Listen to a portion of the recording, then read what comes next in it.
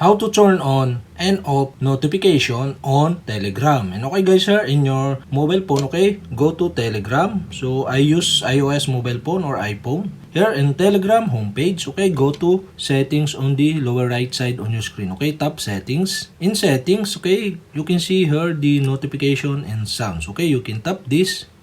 And here you can see the turn on in settings. Okay, you can tap this.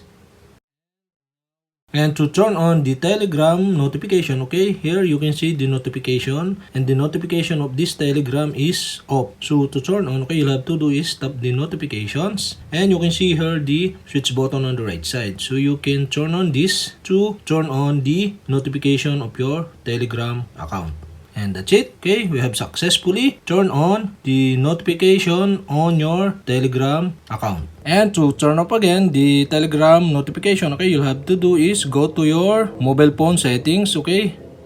In mobile phone settings, you can see here the notification, okay? Tap this. And notification, okay, below, find the Telegram application. Okay, here the Telegram application, okay, you can tap this. And now you can see here the switch button on the right side, okay? To turn off the notification on your Telegram, you'll have to do is switch off the switch button on the right side.